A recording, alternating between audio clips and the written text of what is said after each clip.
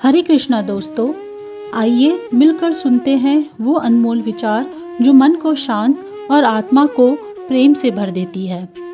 राधा कृष्ण का प्रेम और जुदाई का मौन दर्द। राधा और कृष्ण का प्रेम दिव्य था, लेकिन उनकी जुदाई ने राधा के हृदय में एक अनकहा दर्द छोड़ दिया।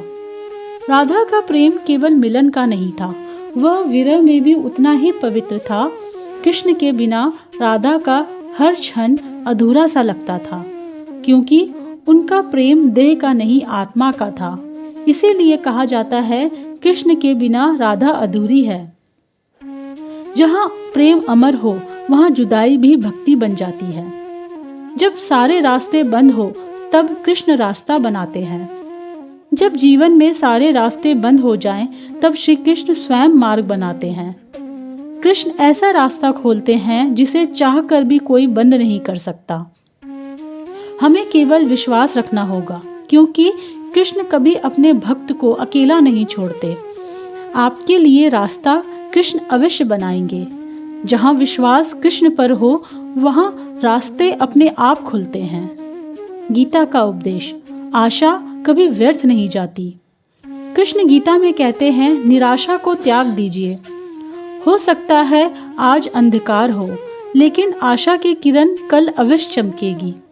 कृष्ण का संदेश स्पष्ट है, धैर्य रखो, विश्वास रखो, क्योंकि समय बदलता है, आशा की किरण कभी निसफल नहीं होती। जिसने आशा थाम ली, उसका कल अवश्य उज्जवल होता है।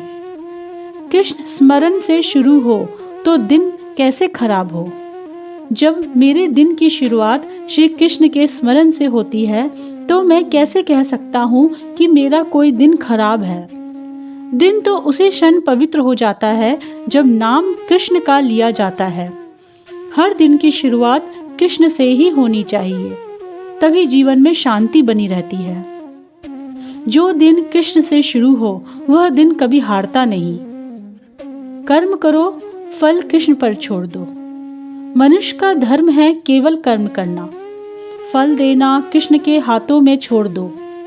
हमारा काम है पूरी निष्ठा से कर्म करना, और परिणाम तो कृष्ण की इच्छा मान लेना। श्री कृष्ण फल देंगे ही, इसमें कोई संदेह नहीं है। जहाँ कर्म सच्चा है, वहाँ फल निश्चित है। मन पर नियंत्रण, स्वयं को जीतना। जिस व्यक्ति का अपने मन पर ही नियंत्रण नहीं, वह वास्तव में स्वयं का ही शत्रु बन जाता है।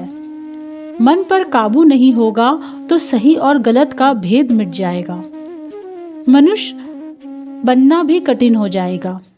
इसीलिए श्री कृष्ण कहते हैं, सबसे पहले अपने मन को जीतो। जिसने मन को जीत लिया, उसने जीवन को जीत लिया। इन्हीं भावों और कृष्ण प्रेम की इस पावन अनुभूति